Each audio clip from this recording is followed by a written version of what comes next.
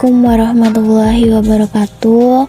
Di sini kita akan membahas tentang perpajakan atau konsep dasar perpajakan, yang dimana ada peraturan dan pungutan lainnya, ada pula kedudukan hukum dan peraturan pajak, ada pula jenis pemungutan pajak dan tata cara pemungutan pajak, adapun pemungutan pajak.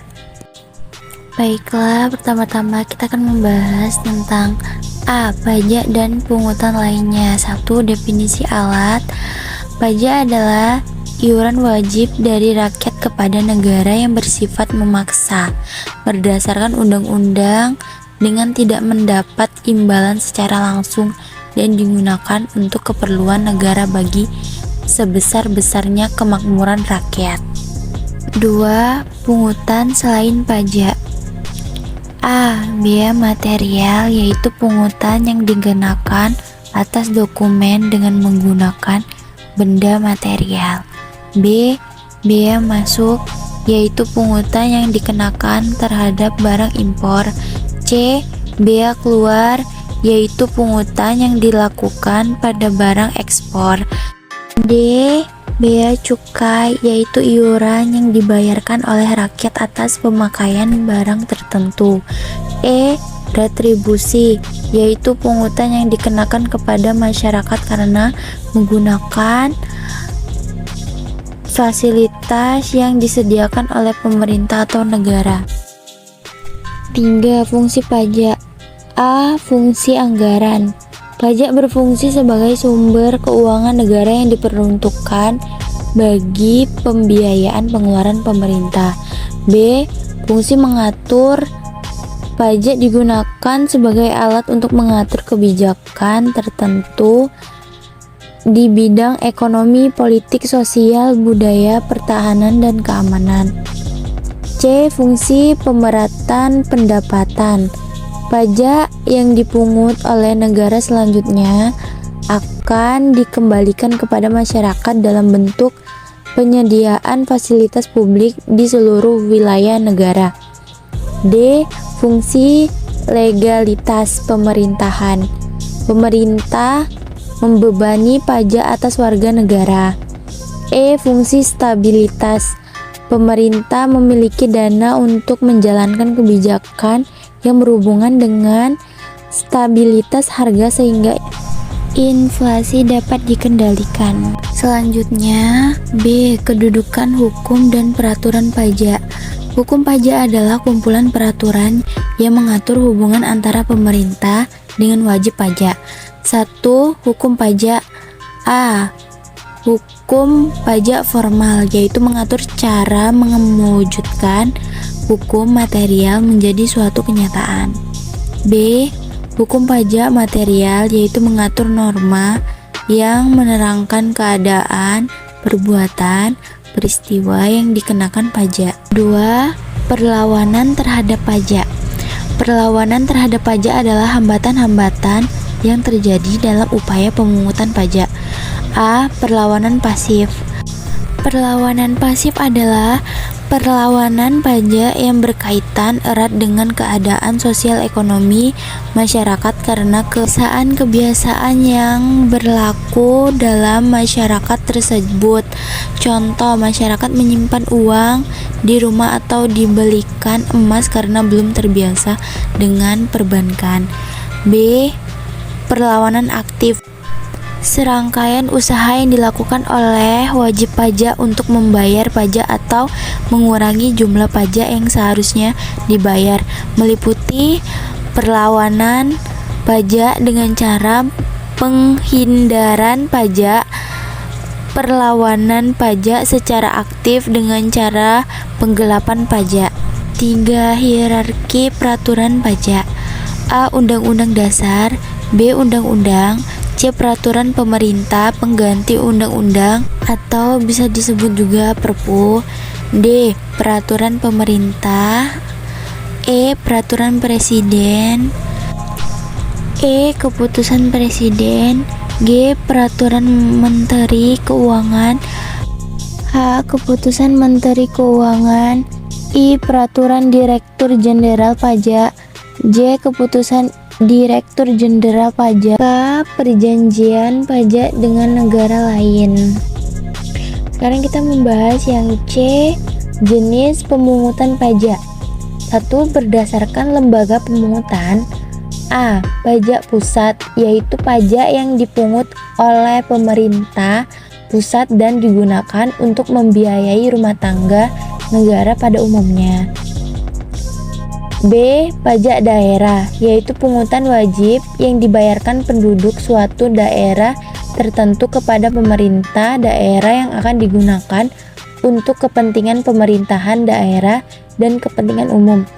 Adapun jenis-jenis pajak daerah dapat dibedakan menjadi dua, yaitu pajak daerah tingkat 1.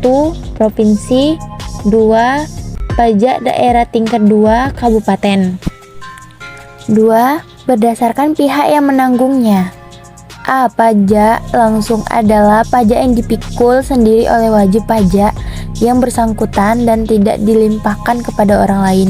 B. Pajak tidak langsung adalah pajak yang pemungutannya tidak didaftar berdasarkan nomor KHOIR. 3. Berdasarkan sifat pemungutan. A. Pajak subjektif adalah pajak yang pengenaannya memperhatikan kondisi atau keadaan wajib pajak. B. Pajak objektif adalah pajak yang pengenaannya memperhatikan objeknya. Sekarang kita akan membahas tentang D. Tata cara pemungutan pajak. 1. Dasar pengenaan pajak. A. Stelsel nyata ataupun real stelsel. Pengenaan pajak yang didasarkan pada objek yang sesungguhnya yang benar-benar ada dan dapat ditunjuk. B. Stelsel anggaran ataupun fiktif stelsel. Pengenaan pajak yang didasarkan pada penetapan besaran angsuran di awal tahun dengan anggapan bahwa pendapatan tahun ini adalah sama dengan pendapatan tahun lalu. C. Stelsel campuran. Stelsel campuran merupakan gabungan dari stelsel real dan stelsel fiktif. 2. Sistem pemungutan pajak. A. Official Assessment System. Besarnya pajak ditentukan oleh Fiskus dengan mengeluarkan surat ketetapan pajak. B. Self Assessment System. Sistem self assessment merupakan sistem pemungutan pajak yang memberikan kepercayaan kepada wajib pajak. C. Withholding Tax System. Pemungutan dan pemotongan pajak dilakukan melalui pihak ketiga. 3. Syarat pemungutan pajak. A. Syarat keadilan. Pemungutan pajak harus adil sesuai dengan tujuan hukum, yakni mencapai keadilan undang-undang. B. Syarat yuridis. Pemungutan pajak harus berdasarkan undang-undang karena bersifat dapat dipaksakan. C. Syarat ekonomis. Pemungutan pajak harus bisa menjaga keseimbangan kehidupan ekonomi. D. Syarat finansial. Pemungutan pajak harus efisien sesuai dengan fungsi budgetar. E. Sederhana. Pemungutan harus sederhana agar memudahkan dan mendorong masyarakat dalam memenuhi kewajiban perpajakan. Dan yang terakhir adalah E. Pemungutan pajak. 1. Asas pemungutan pajak. A. Menurut Adam Smith dalam bukunya 1. Asesmen kesesuaian atau asas kesinambungan dengan kemampuan. 2. Asas kepastian hukum. 3. Asas pemungutan pajak yang tepat waktu. 4. Asas efisien. B. Menurut W.J. Lagen, asas pemungutan pajak yaitu 1. Asas daya pikul. 2. Asas manfaat. 3. Asas kesejahteraan. 4. Asas kesamaan. 5. Asas beban sekecil-kecilnya. C. Menurut Adolf Wagner, asas pemungutan pajak yaitu 1. Asas politik finansial, 2. Asas ekonomi, 3. Asas keadilan, 4. Asas administrasi, 5. Asas yuridis. D. Asas pemungutan pajak di Indonesia. 1. Asas domisili atau disebut juga asas kependudukan, 2. Asas sumber, 3. Asas kebangsaan. Selanjutnya 2. Teori pemungutan pajak. A. Teori asuransi negara dalam melaksanakan tugasnya mencakup tugas melindungi jiwa, raga, dan harta benda perseorangan. B. Teori kepentingan. Pembayaran pajak mempunyai hubungan dengan kepentingan individu yang diperoleh dari pekerjaan negara. C. Teori daya pikul. Pemungutan pajak harus sesuai dengan kekuatan membayar dari pajak atau wajib pajak.